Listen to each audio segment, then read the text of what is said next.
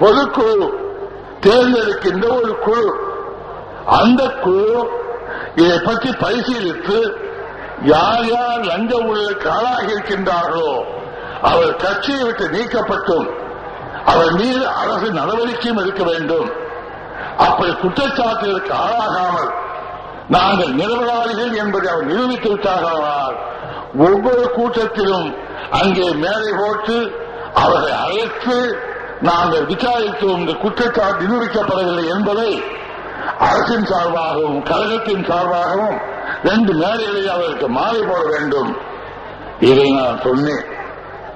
கருணாநிதியை விசாரிக்க வேண்டும் என்று சொன்னேனா? அமைச்சர்களை விசாரிக்க வேண்டும் என்று சொன்னேனா? அது ஒன்றிய செயலாளர்களை விசாரிக்க வேண்டும் என்று சொன்னேனா? கட்சியில் ஒட்டுமொத்தமாக டாப் டு பாட்டம் என்பார்களே அடிமுதல் வரை அதை வைத்து அப்படிப்பட்ட எல்லோரையும் விசாரிக்க வேண்டும். இதை வேறுபாடு பார்க்கக்கூடாது. இதை சொன்னேன். என்னுடைய நன்மைக்காக அல்ல, என்னையும் விசாரியுங்கள் என்று பேசினேன் மேலேயே. 10ஆம் தேதி இப்படி ஒரு கடிதம் அல்ல செய்தி, பிறகு கடிதம் நீக்கிவிட்டோம் என்று பத்திரிகையாளர் சொல்லிவிட்டு எனக்கு கடிதம் வந்தது. சரி, 15 நாள் தவறு இருக்கிறது, பதில் சொல்லிக் கொள்வோம், அதற்குள் இந்த 3-4 நாள் பொதுக்குழு செயற்குழு முடியட்டும் என்று நான் சொல்லிவிட்டேன். பொதுக்குழு முடிந்த உடனே அந்த இரவே மாலையில் பொதுக்கூட்டம் நடக்கிறது. மக்கள் திரண்டிருக்கின்றார்கள். கடற்கரையில் கருணாநிதி சொல்லுகிறார், அண்ணா போகும்போது அந்த இதயத்தை என்னிடம் கொடுத்து விட்டார்கள், அந்த இதயத்தில் இருந்த அந்த கனியை வந்து துளைத்து விட்டது, ஆகவே தூக்கி எறிகிறேன் என்றார்கள்.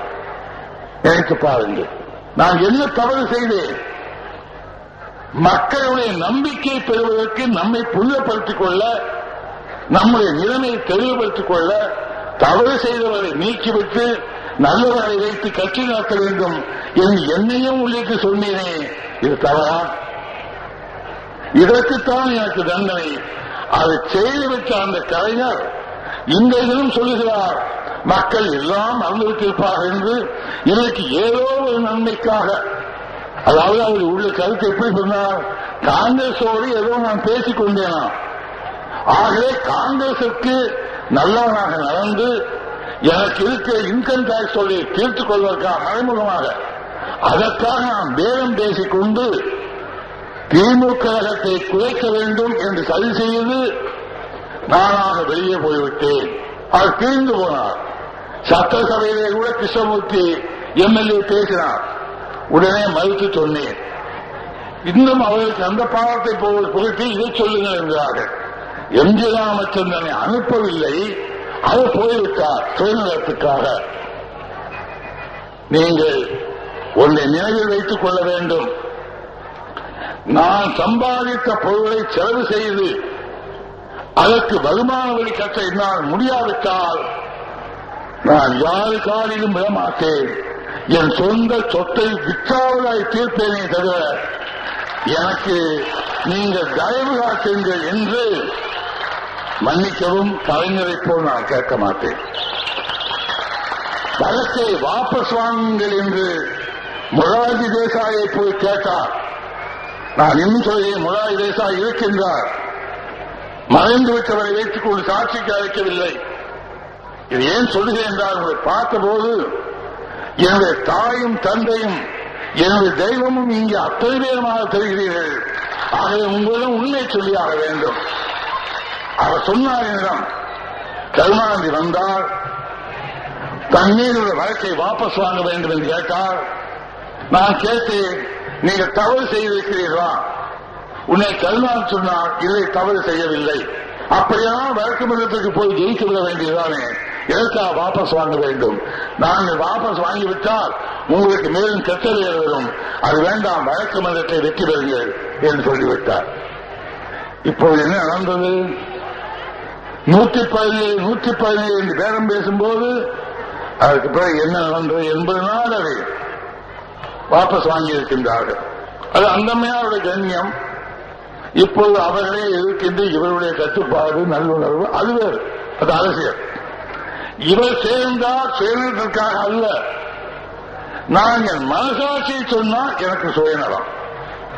எனக்கு எதற்காக அந்த சுயநலம் வர வேண்டும்? மக்கள் எனக்கு நான் சினிமாவிலே நடிக்கும் போது ஆதரவு தரவில்லையா? எனக்கு லட்சக்கணக்காக பல தயாரிப்பாளர்கள் பணம் தரவில்லையா? எத்தனையோ பேருக்கு உதவி செய்தேன் சொல்லுகிறார்கள். இப்போது இருப்பதை விட என் கையிலிருந்து அதிகமாக கொடுத்திருப்பேன் என்று சொல்லுகிறார்கள். ஏது பணம்? பிளாக் பணம் தான். ஏன் மறைக்கணும்? கணக்கில் ஒண்ணு பிளாக்ல. அந்த பிளாக் பணம் தான் கட்சிக்கும் செலவு பண்ணேன், மக்களுக்கும் செலவு பண்ணேன். எந்த கட்சி தலைவர்களாவது ஒரு இருவை விட்டு வைக்கப்பட்டிருப்பார்கள். என்னிடம் அந்த பணத்தை பெறவில்லையா? அப்போது நான் லஞ்ச ஊழல் கொடுத்த அந்த கள்ளப்பணம் வைத்திருப்பதாக யாரும் கவனிக்கவில்லையா? அதற்கு அந்த கள்ளப்பணம் என்று பெயர் இல்லையா? ஆனால் எனக்காக என்ன செய்து கொண்டேன்? நான் ஒருவரும் சொன்னேன், என் சம்பளத்தை குறைத்துக் கொள்ளுங்கள், எனக்கு பிளாக் மணி தருகிறீர்களே, அந்த பணத்தை ஊழல்களுக்கு அதிகமாக கொடுங்கள். அவர்கள் கொடுக்க தயாராயில்லை. எனக்கு வேண்டுமென்றால் ₹1,00,000 கொடுப்பார்கள். துணை நடிகர்களுக்கு 25 ரூபாய், 30 ரூபாய், 500 ரூபாய், அதை ஒரு 10,000கணக்காக கொடுக்க அவர் தயாராகவில்லை. இந்த ₹1,00,000 10 பேருக்கு கொடுங்கள் என்றால் கொடுக்க தயாராக இல்லை. என்னுடைய நடிகர் சங்கம் என்று ஒன்று இருந்தது, இப்ப இருக்கிறது. அதை ஆரம்பித்தவர்கள் நான் ஒருவர். அனைத்து இந்திய தென்னிந்திய நடிகர் சங்கம். அதற்கு நான் ஒரு திட்டத்தை கொடுத்தேன்.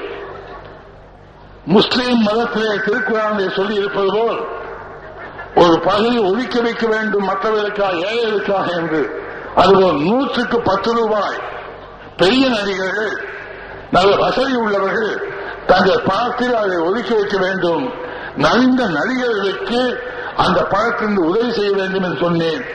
சொன்னதுதான் மிச்சம், நடைபெறவில்லை. ஒத்துழைப்பு கிடைக்கவில்லை. இப்படிப்பட்ட நிலையிலிருந்துதான் இங்கு வந்திருக்கின்றேன்.